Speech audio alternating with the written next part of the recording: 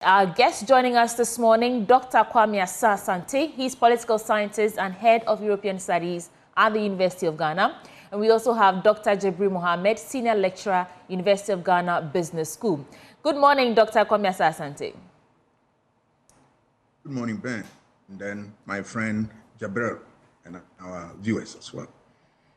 Dr. Mohammed, that's a very colorful background you have this morning. It reminds me of my disco days. Welcome aboard. Good morning to you, Sweetie, and good morning, Ben. Good morning to all our listeners. We're going disco dancing. Hey, Benjamin. All right, gentlemen. So let's. Mommy, you're laughing at my background. We're teasing you for your background. I don't know whether I should expose myself. Do you know, Sweetie? Yeah. I've never been in a disco thing before. Yes. No way. People have you? Oh, I mean, yeah. Ben, I've lived. Dr. Mohammed, have you been in a disco before? No, maybe we have to go together.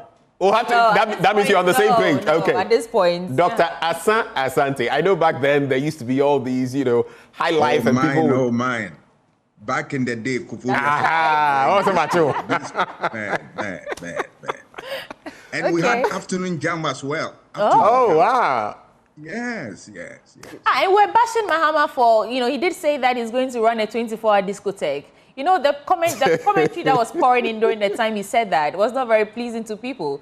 Now, why would you be running a discotheque in the afternoon, in the morning when people have to go to work? Doc? I never commented on that. Okay. I never commented on that. Okay, gentlemen, let's pick your quick thoughts for us this morning. Dr. Mohammed, you see what you brought us to this morning. Dr. Mohammed, I'll start with you. Your quick thoughts for us. Well, I think that gradually the economy is getting back to track. We are seeing a stable currency. I think the cedi is appreciating against the dollar and other major trading currencies, which is a good sign to businesses, individuals, organizations, and households. I do believe that we need to have that translated into prices very soon. We still have most of the prices being up, especially transport prices.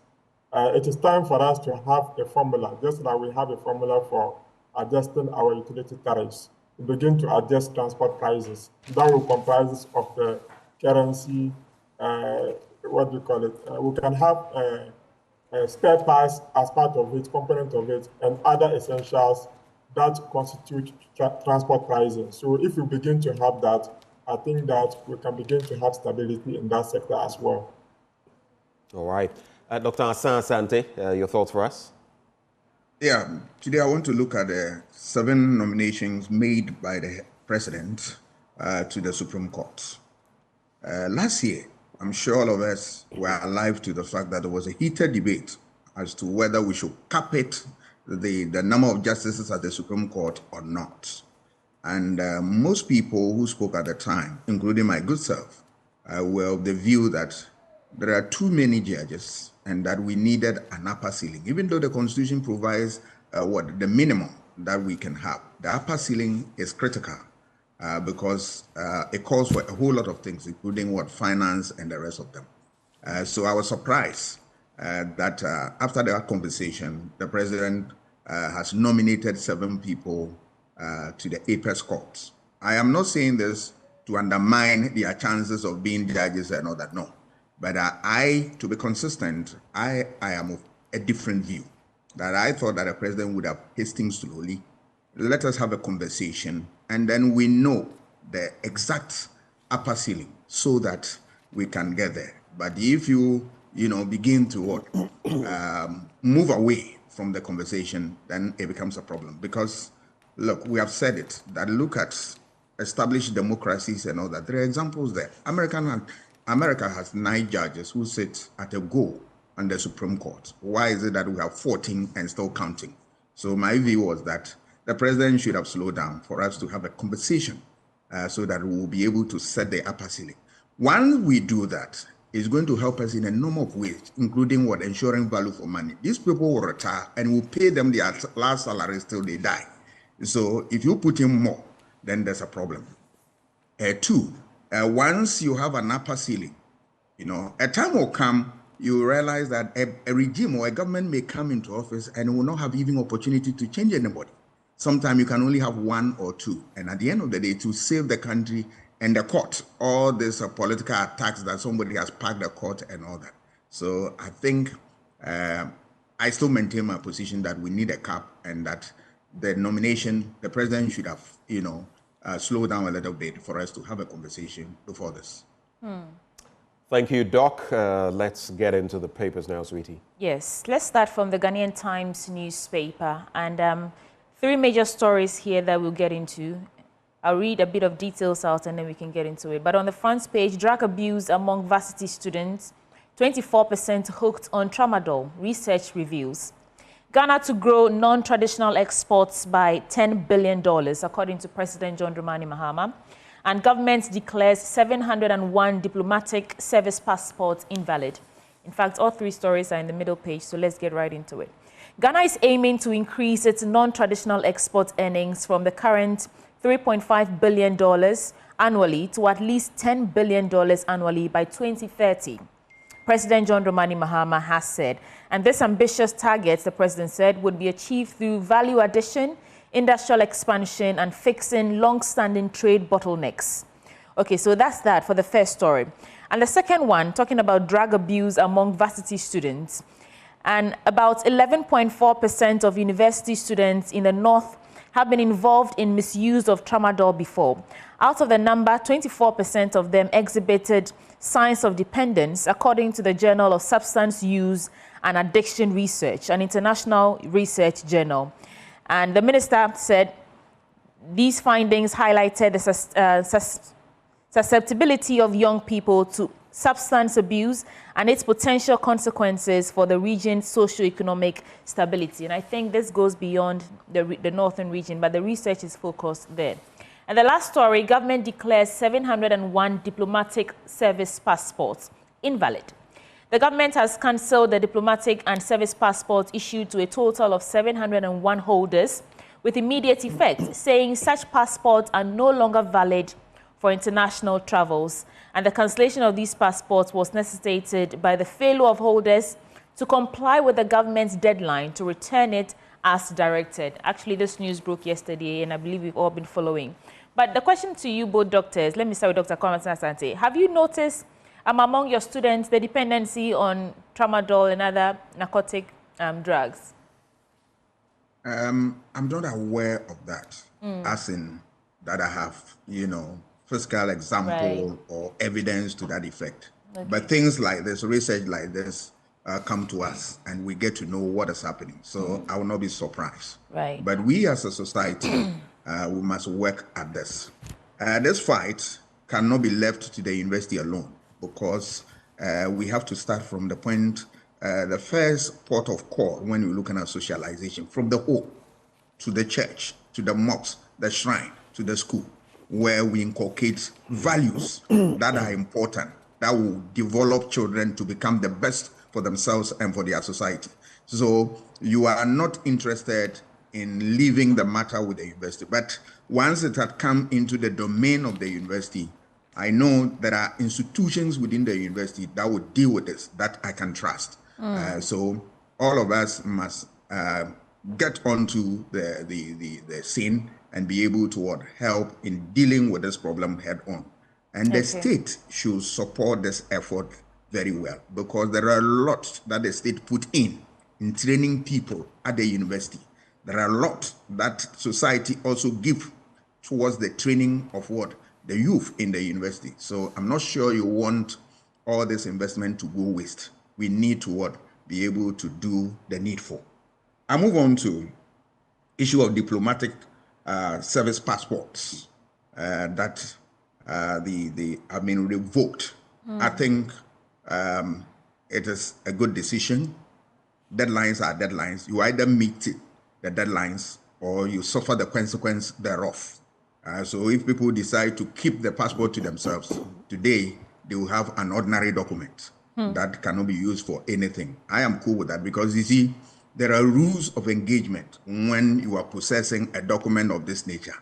Do ABC so that you can, the state can also further your interest for you. If you don't want to do, what do you expect the state to do? A good decision, it might be sustained so that people will learn it the hard way. The issue of non-traditional exports Right. that we want to what? Put emphasis in to raking the necessary revenue for the state. Good, sure. But my view is that more often than not in this country, we come out with nice policies, but we don't evaluate the policy to see whether they are worth pursuing or we need to what? Throw them away. So we want the policy to be shepherded to its logical conclusion so that whatever the rough edges there is, we are able to deal with them head on. It is a good thing, but value addition, when you talk about this, I just ask myself, are we in this country? We have said this thing time and again, that we want to add values to our products and all that, but we add nothing. I always say that if you give me opportunity to run this country, I will run this country using cocoa alone to cure unemployment. Because when you add value, there are a lot you can gain from cocoa. Cocoa, chocolate, Milo, the beverages, the creams that women and everybody uses, and the rest of them. Why are we here when we have so much just value addition? This brings to my my knowledge, or it reminds me of a work that we did for the previous government.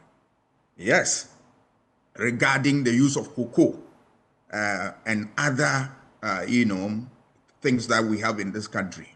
And we started off with cocoa. That look, there are a lot this state can rake in terms of cocoa. When we are selling, we sell the intangible. We get the tangibles, sell the beans. And the intangibles, there is nothing that we derive from it. You will see companies, countries advertising their commodities and using Ghana premium cocoa. We are saying that bring some cents or dollar to the state and all that. I don't want to mention names. We did it with some government officials and we handed over the document to them. Government never acted on it. And today, this document has found expression in AU and is being developed at the highest level. It will push down the throat of all of us here. And you ask yourself, where did it originate from? Here it started. The gentleman who led the work, finally, the AU had called him and is doing stuff with this. Why do you want to waste knowledge when you have them here? Please, this government, sit up and we are ready to report. Okay. Dr. Mohammed, so that's what the president is saying, that our exports will not just be about cocoa and gold. We will export our innovations and more processed goods than raw materials. Your take on that and the other two stories? Yeah, I think it's a step in the right direction. In recent times, we have to ensure that we increase our competitiveness. You cannot increase your competitiveness if you don't add value to the goods and services that you have. So if the president is saying that he wants to concentrate on that, that is a very good step. And I think that the policies, the rules of engagement, regulations and everything must be in the right direction so that everybody can fully benefit out of it. I think that it's not just only cocoa. If you take shea butter, there are several things that in the value chain that you can get out of shea butter. You can get cooking oil. You can use even the roughage to do fertilizer or manure. You can use almost everything that comes out of shea butter to be able to produce your goods and services and make life better. There are several people even in the north currently working on to add some value to shea butter to be able to export to generate a lot of revenue for us. So I think that some of these non-traditional export commodities, we have to fully concentrate on them and work very hard to improve their value and create unemployment in the value chain process. Can we imagine how many people this can employ if you're able to have a company, a proper company that runs out? In the past, in the 90s when we were growing up, there was a particular company called Kasajani in the northern region. And it was just only concentrating on producing the oil and exporting. Can we imagine if they were supposed to be involved in the full value chain process, how much you could have actually bring to the country? So we have to work very hard to improve some of these things. Now, to the issue of the tramadol, I think that it is becoming alarming in the north. Recently, I saw a policeman being arrested with packages of tramadol being sold in packets of the northern region. And I think that people are actually abusing it, and it is affecting the health and the well-being of the people. you will see that a young person is standing on the street shouting, not just for anything, just because the person has consumed tramadol or something like that. To the extent that it is eating into our universities, that is very alarming. And the research results shows that a number of people, 11% or 24% is actually very high if university students are involved in this. And those involved, are they only female or they're male? They're both. And we need to find a lasting solution to that. I think that the university authorities and even external people, all those who deal with drugs, we have to ensure that if you are bringing something like that, you have to be certified. If it's not certified and you are caught, the whole place should be confiscated and you are made to pay a fine. If you are able to put in punitive measures, we'll be able to track some of these troubles that we have. These are the human resources of the country, and we are gradually depleting them, and it is not the best way to go. Now, on the issue of, I think that there's one particular case again. Government declaring 701 diplomatic service passports invalid. 701 diplomatic passport invalid. If you are given an opportunity and your time is over, surrender it and go. Why is it that you still want to keep it? Is there something special about it that you don't want others to benefit from? In as much as you are occupying the position, there are now new people occupying the same position.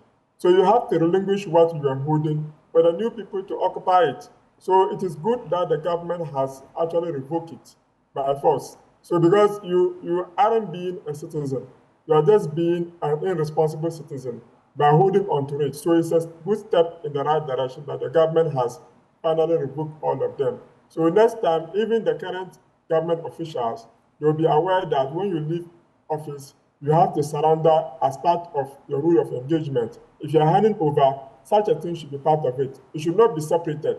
When you are handing over your documents, hand over everything, including diplomatic passport to the new coming government. You should not be chased to be asked to bring it back to the government. Well, thank you so much, gentlemen, for those quick reflections. I think I'll pause here on the Ghanaian Times newspaper. On the back page, though, horticulture game changer for economic growth and scenes of yesteryear museum unveiled at Gomwa Potsin.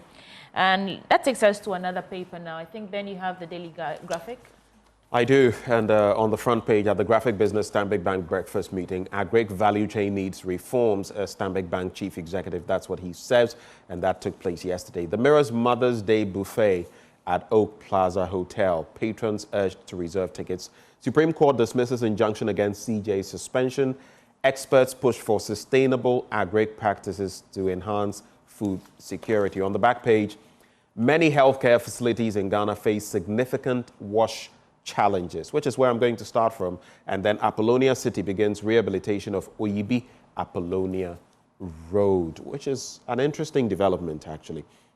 But many healthcare facilities in Ghana still face significant water, sanitation, and hygiene challenges, despite the progress made. Some of the challenges are insufficient access to safe, reliable water resources or water sources, inadequate toilet facilities, including water supply, sanitation facilities, waste management, and hygiene practices. The Director, Public Health Division of the Ghana Health Service, Dr. Franklin Esiedo-Bekwe, who disclosed this, said healthcare-associated infections remained a significant concern, and the healthcare sector in Ghana faced funding constraints. I believe COVID taught us about how WASH is important, but you know, these pandemics are always lurking just around the corner. Every 10 years, we are told, thereabouts, there's something that pops up. How ready are we for the next one, which will come at some point?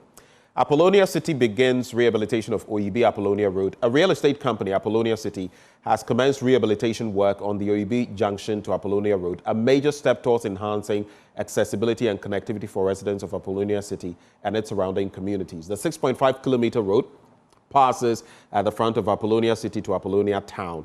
The rehabilitation is a response to long-standing concerns about the state of the route, which is a connecting route to Apollonia City and the neighboring towns of Oyibi, Apollonia, Bonaparte, and other adjoining names or other adjoining areas. It's interesting when I see Bonaparte because that's part of Napoleon's name, Napoleon Bonaparte. And Ghana, you have Russia here, you have all these kinds of places. I highlight this not because I I have any particular interest in Apollonia City, but the fact that we want more entities, especially corporate entities that can, to help. If all these entities were helping government, with a little patch of road here and all of that, I don't believe things would deteriorate to the point where they have in the past. Quick reflections on these two before I get to other stories. I'll start with you, Dr. Hassan Asante. Yeah, I'll start with horticulture. Planting of flowers, vegetables, and gardens in your house. It's a good thing. It gives us very beautiful ambience apart from everything. And then they also help to supplement the kind of things that we need in terms of what our intake of, fruits, vegetables, and all that. These are things that if we pay attention, we can generate a lot of resources from, and it can help everybody. So I am for it, and I want government to support such initiatives so that we can do it more and then make our society better. It can create jobs for people. It can also create what? A means of livelihood, and above all, than what? The country can rake in serious resources for development. Supreme Court, and then the dismissal of the application there by the lawyers who filed a certain process there. I always believe, as a student of democracy, that whatever that concern that one has, and you want to deal with it, use the law. So a lot of noise making and all those things do not matter. Just go to appropriate forum, seek redress, and redress will come to you. Thank God, those who went to court, they have redress now. That is the way to go. So the demonstration, those who also went on demonstration, I love it because it's part of your right to express yourself in that way, provided you follow the rules of the game. Once you do that, I have no problem. If you want to continue demonstration, you will continue in spite of the fact that there's going to be heavy downpour in this month and all that. It's fine. Enjoy it. It's part of the physical exercise you need, and it's part of your democratic right. But let us always remember that there are rules governing the conduct of these things that we do. Let us observe them. And that is it. Oyibi Apollonia Road, City Road Development. Brilliant policy by a private developer. I love that when individuals take up the responsibility to support the state in developing the whole country for ourselves. It's good. There are a lot of examples. I visited Boston, and then I saw how beautiful their city was, and I was in Boston Parliament. So I asked the speaker, what is the magic behind this? That it seems to be very much apt. And he said, look, the people in this society, anytime they feel that government has to do something and the government is not forthcoming, simply because maybe there's a resource constraint, they take it upon themselves, do it, and then later government will reimburse them. What I learned from this is that if we're able to do this, and government will be faithful to that type of agreement that we'll do and you reimburse, at the end of the day, because people have put in their all in making or developing that facility, they will pay attention to its usage and its maintenance. And that culture we need to learn in this country. Provided also our government will be faithful with such type of arrangement, so that at the end of the day, people are reimbursed and they have the capacity to do more. Issue of hospital and a number of infrastructure that they lack in pursuit of their responsibilities. You go to hospitals and you realize that it's dry. It's a place without water. It's a place without very standard toilet facility and the rest of them. Sanitation becomes a problem in the health care. Then obviously we have gone to the state of nature. I mean, there is nothing to write home about what we see there. So I am of the view that these things, we must take them seriously and address them head on and make sure that that culture of maintenance we inculcate into ourselves and maintain the little facility that you don't need more. The few that you have in terms of facility, maintain them and then keep it neat at all times. It will save everybody and save the little resources that we use to develop this. All right. Dr. Mohammed? Yeah, so I will start with the agri value chain. I'm very happy that the banks are beginning to talk about agriculture and the fact that they will want to come on board to sponsor the agricultural sector. Right. That is a good step in the right direction. So I think that Ministry of Trade and Agribusiness, Ministry of Agriculture, and the Presidential Special Initiative on Agriculture and Agribusiness, they need to step up their game so that they can be properly supported. I think businesses who are in the agricultural value chain should take advantage of it and fully benefit out of it. It's a good step in the right direction. For Apollonia City, I think that it is good. I mean, we have to begin to think outside the box. It is not just only government who can take care of everything that our needs. Businesses and individuals must begin to take care of certain things by themselves. You go to certain communities, the houses are properly developed, yet the roads are not good. Meanwhile, those who have built the houses around the area can equally do some gutters in their homes so that they can connect with each other. And they can also buy some chippings and pave the roads for themselves. So if you are waiting for government to always come in to do some of these things for you, it's going to take a very long time. Meanwhile, you know, when you look at the southern sector, chippings are very cheap as compared to even the northern sector. A truck of chipping in the northern sector can be sold for about 8,000 plus. If you come to Accra here, 3,200, you can get a chipping. So at your home, if you get a small bitumen and you pour it down and you pour the chippings on it and you ride on it frequently, I believe that with time, the road is going to be fixed. And you do some drainage in front of your house. Another one also does drainage in front of their homes. Right. At the end of the day, you are going to have a better homes and a better places to live. So let's take the initiatives by ourselves. So I applaud Apollonia for beginning to do that. And finally, on the issue of the wash, I mean, you go to hospitals and there are challenges with water, there are challenges with sanitation. I mean, so what are you going to do? At the end of the day, you are going to even further take infections. Instead of going to be cured, you are going to take infections. So I think that hospital authorities must begin to wake up, and we have to begin to make sure that we have constant water supply, make sure that their washrooms are very clean, and make sure that everything that they need to make the place a healthy place, like a health facility, it has to be provided. So that should be the first and foremost of everything. Okay. Aside any other issue, we have to concentrate on that. Right. Gentlemen, those were just two stories on the back page. I'm going to blaze through the rest quickly and then take your reactions. Agri value chain needs reforms. That has already been tackled in a way, so I'll move away from that story. I'll go to page 26, and it talks there about one of the conversations we're going to be having this morning, the Supreme Court. So Supreme Court dismisses injunction against CJ's suspension.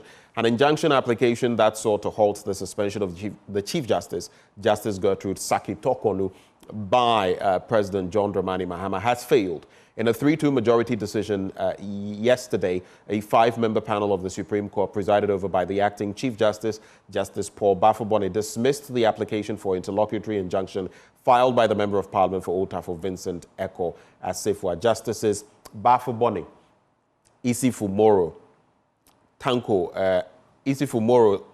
Tanko Amadu, and Emmanuel Yoni Kulendi were on the majority side, while Justices Professor Henrietta Mensah-Bonsu and Ernest Yaogau dissented. The court gave its decision after listening to submissions from the Deputy Attorney General, Dr. Justice Remsai, who opposed the application, and a former AG, Godfred Yeboadame, counsel for the applicant.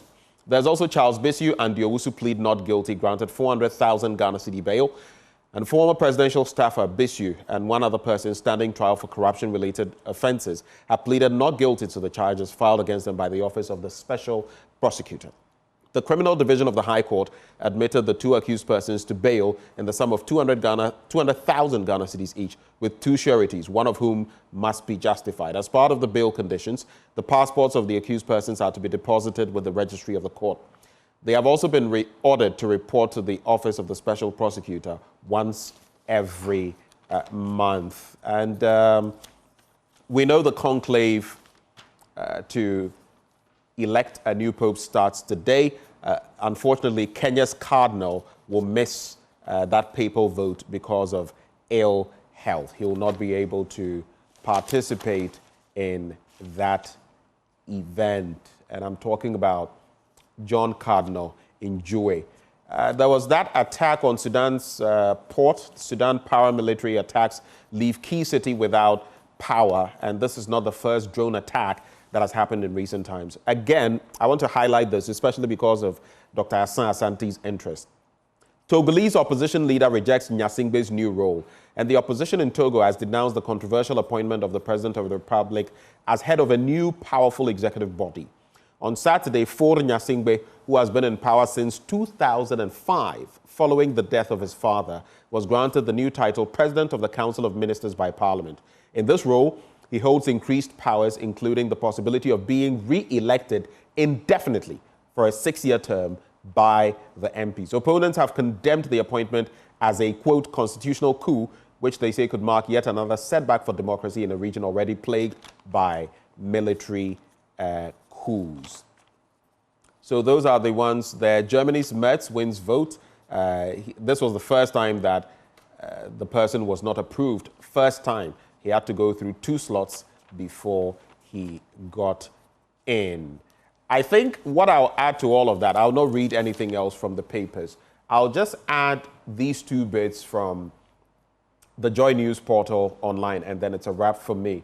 One is on the new code of conduct. Daniel Yao Domelevo, former Auditor General, he says, "We love gifts too much. Public officers are paid to live within their means." That's what he says. And then we also have the CDD's Dr. Kojo Pumpuni Asante, who says, new code of conduct, Mahama should have rejected the 2 donated vehicles, not handed them to the state. Those 2 thoughts there. I'm sure you remember the Kanazue incident, the Ford saga many years ago, before the 2016 elections. Any thoughts, gentlemen? It's a wrap for me on that paper. I'll start with the new code. But the thoughts have to be very brief, incisive, straight to the point. Right. Yeah. The new code is a good idea because it dovetails into the requirement for good governance. Good governance requires us that we need rules to govern the conduct of people, especially when you are in public office. Right. So a thing of this nature is very good. What I will urge the government to do is to maintain the momentum and sustain it forever. But it shouldn't end there because, yes, it is for the ministers and appointees as well. But remember, for it to bite and be inherited by any succeeding government, we believe that it should be put into law so that it stays as an act with all the necessary sanctions accompanying it. Once we do that, then we are serious about fighting certain ills within the public sector. So the code is good. The issue of the Togo story, the 3rd term agenda, 4th term agenda, and all that, it becoming one too many.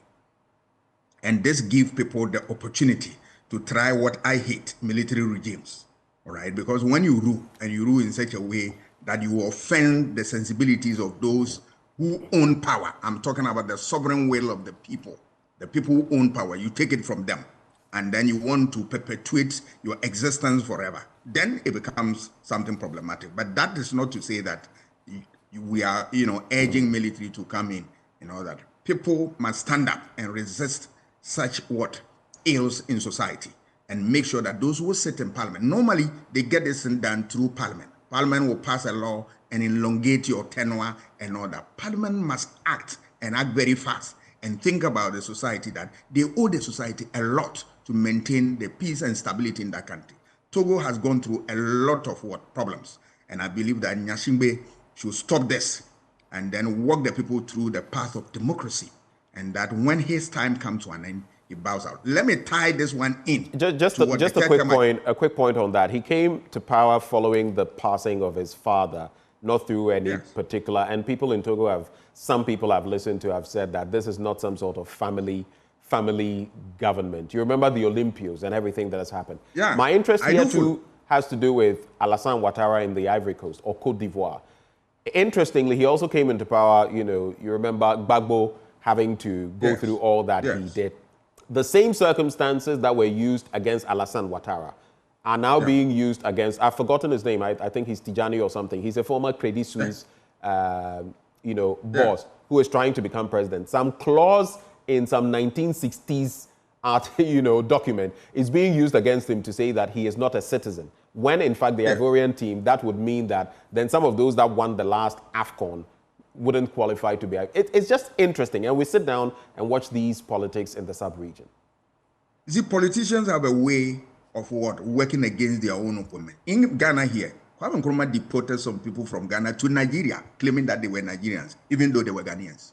So we have such ugly examples and all that. But what we are saying that parliaments in every country should make sure that we don't have politicians who want to temper with the constitution to elongate their tenure.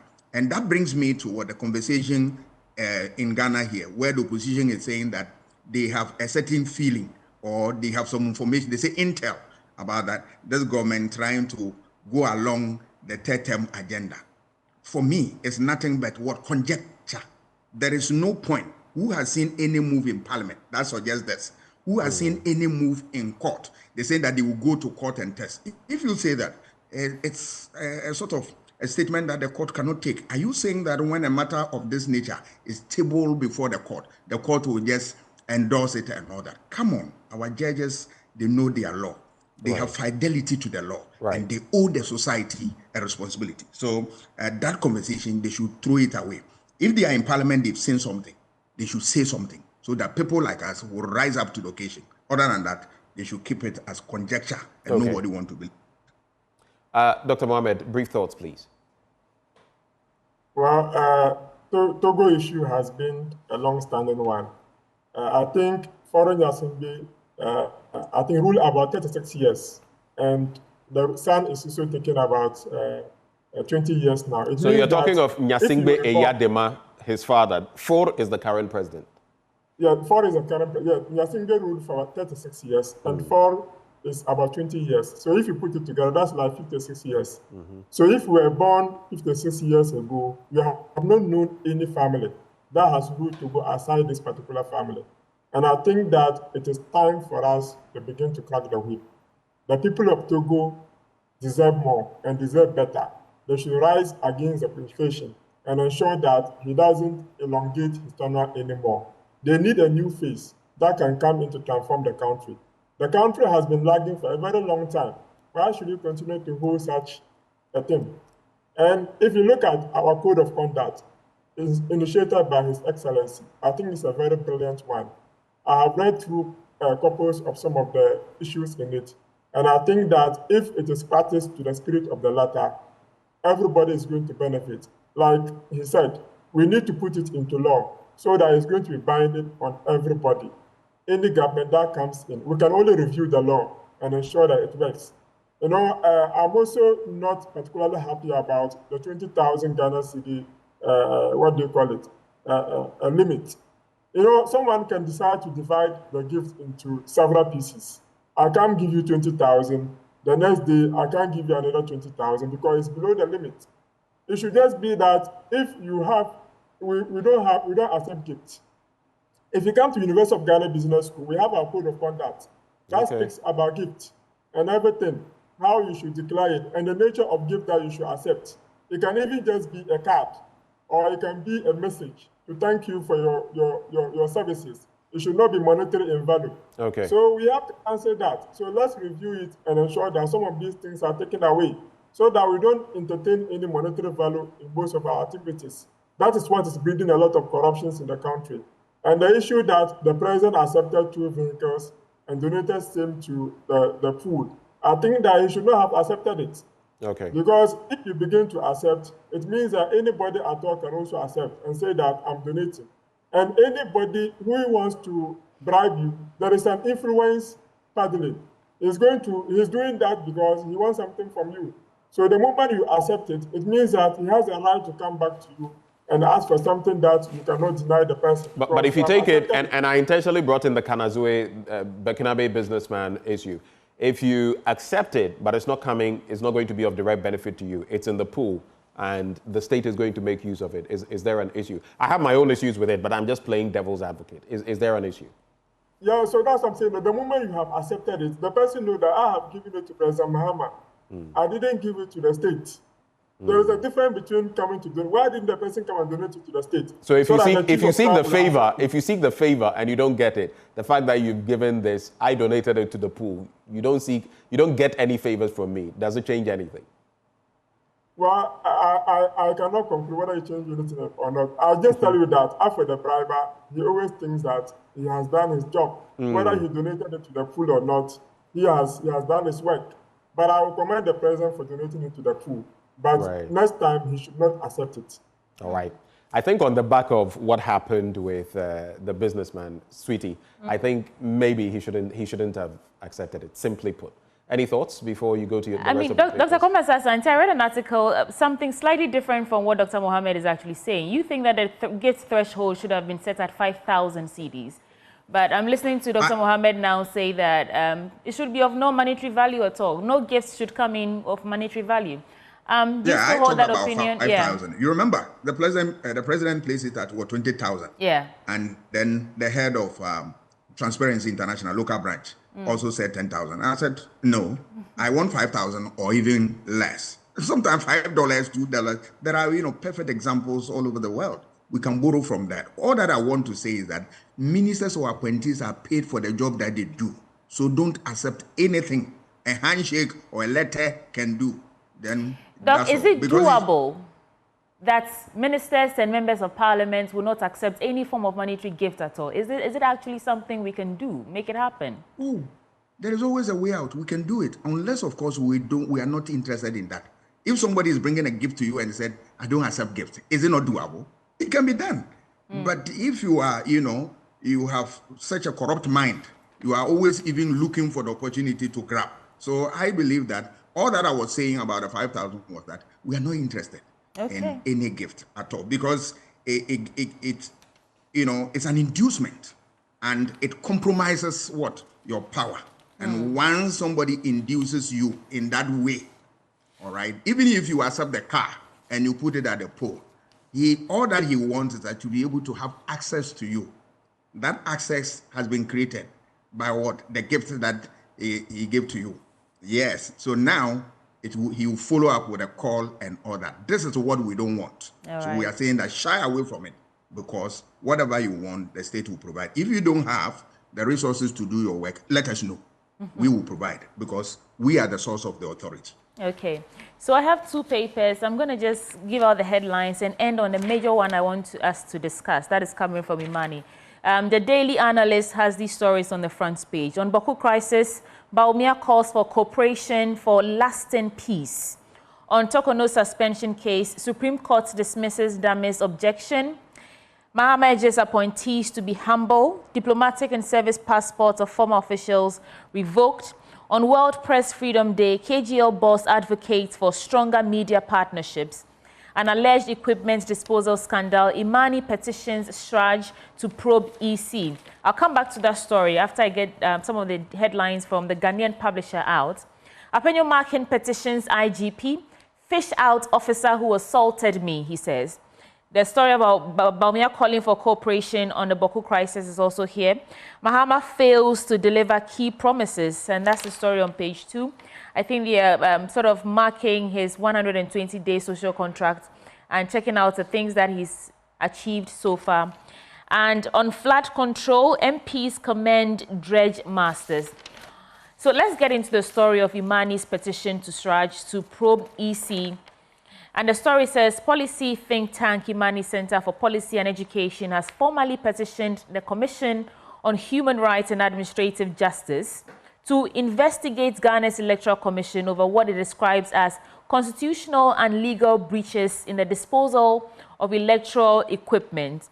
I want to skip to the part where it gives us the actual details. It says, in 2020, the EC undertook a complete overhaul of its electoral technology infrastructure, citing obsolescence as the main reason. However, Imani maintains that the EC had been regularly upgrading components over the years.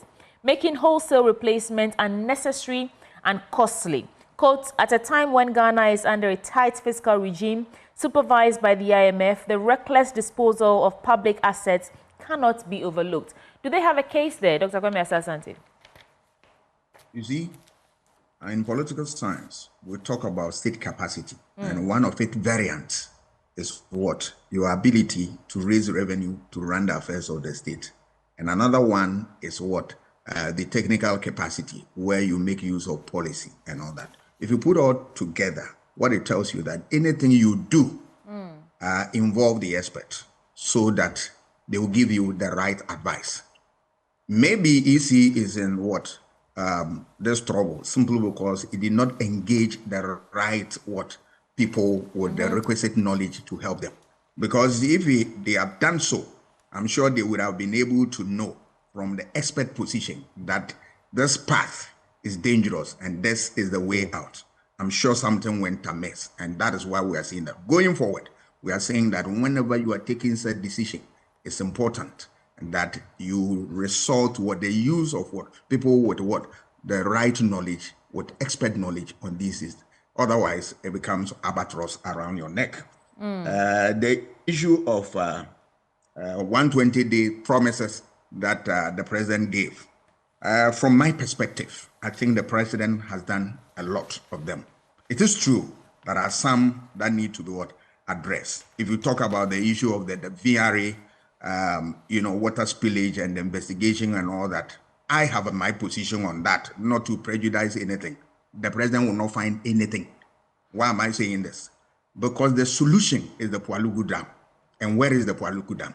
Once you construct the Pualugu Dam, water from upstream, that is the Bagli and all that will be contained there. The rest will be used for irrigation.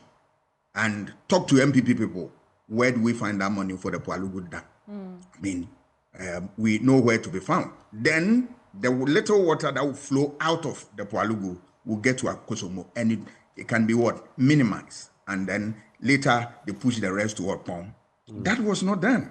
Yeah. And remember, if you talk to VRA people, because of the nature of the dam, remember the dam is made of clay. Any water that accumulates behind the dam, they will tell you that is a danger. They will release the water. They don't wait. And there are people who monitor the water level daily, hourly, and all that. And they will not sit down for the dam to collapse. But we are yet to see what the committee will find out. Thank God, the person who is going to head the committee has already worked in VRA. So he understands the real, workings of the VRA. Then issue of having a lean government. We have seen that. The executive made up of about 45 or 46 members instead of 60. A good one. We have seen the reinvestigation of cases. He taxed the former IGP to go into some of them, the killings and all that. And we are hearing stories about the progress the police is making relative to the Ahmed Swali's killing and the rest of them. The National Economic Dialogue, the government has done some work there, and now it is in the hands of Mr. Ishmael Yamsing and his people who are working to give us the best in that area. The National Education Forum, the government has initiated that. Body has been put into place to look at this. The Code of Conduct and Standards for all government officials was launched about a few days ago, and we are seeing that the free sanitary pads, which people ridicule, which I think is unfortunate, is a big program that we need to support and then support at all times. And that has also been launched. Government policy to ban political appointees for purchasing assets, which is dear to my heart. People come to public office, and then we have acquired properties for public use, only for them to turn around and then get these properties and then sold to themselves and later use them. That is going to be a thing of the past. And I am happy that we have a thing of this nature. Right. What I also expect is that they should extend it to mean that vehicles that we continue to buy at high prices, we should put a stop. And then people who are traveling using public offices should go to the pool and pick a new car and run with that. That will help us. The rest, with what Galam say and all that, we are saying that so far the president has done a great job in this area, but I want the momentum to be sustained. Otherwise, the whole thing comes to naught. And I expect that the places that the government has not touched upon, they should work on it quickly. And that also to bring in the fact that you have to also scrap some of the ugly taxes. That is right. what the president has also done. So let us wait and see now the long-term programs that the president has for us, and then we'll see the issue of our Afenyo market, and then the story around his demonstration, and he saying that somebody assaulted him and all that. The good news is that the police is looking into this matter. When they are done with their work, we'll know the findings. The EC and Imani saga, I think. Yeah, we dealt with that already, and we've dealt with we have that. to. Let me move. And then to the Boku crisis. It's unfortunate that our people in that part of the country have not known peace for a very long time. It's very, very unfortunate, simply because of what intractable conflict. But I believe that this time around, I will urge all the parties to, come to the table of Asante and then let them smoke peace and pipe, and then find a lasting solution to the problem there. Our people deserve peace, and it should be now. All right, thank you. I'm talking about speeding up some of the promises that they made. I was looking forward to that bill to streamline government scholarships. That's another one that's pending. So I think as soon as possible, this government should focus on that. Dr. Mohammed, your take on these stories? Well, clearly, if you look at what is happening at the EC, I think that Imani Ghana is bringing out a very important dimension or very important issue. I think that we need to really investigate that and see whether all the claims that they are making is really true. And what is the quantum or how much money was lost in the process of this, so that we can actually deal with it properly and know the lasting solution that should be brought on board. If the so doing they are found culpable, the law should take its own course. Just as it has taken its own course previously, it has to take its own course now. President Mahama 120 days has been excellent. I think that he has overperformed, as he rightly indicated. Yeah, he has overperformed. I know many people who disagree with you, Dr. Mohammed. I anticipated that most of the things that happened in this short period of time will have happened. I was at the Economic Dialogue series, and if you know the enthusiasm that greeted the whole place, you realize that people were working to ensure that we have a change. And you could see people cutting across various political divides: the public sector, the private sector, the civil service, the police, the soldiers, everybody was present just to make sure that they contribute their quota. So I believe that Ishmael Yanshin report is going to be a very fantastic one that will crisscross and cut every sphere of the economy. And the educational dialogue series was also a very massive one. And I think that if all these policies are put into practice, we are going to change the country and make things work better. But I still maintain that there are pockets of issues that we still have to deal with. Issues of housing and the way we develop our infrastructure is still a very serious matter. You remember recently that we lost a lot of people through road accidents.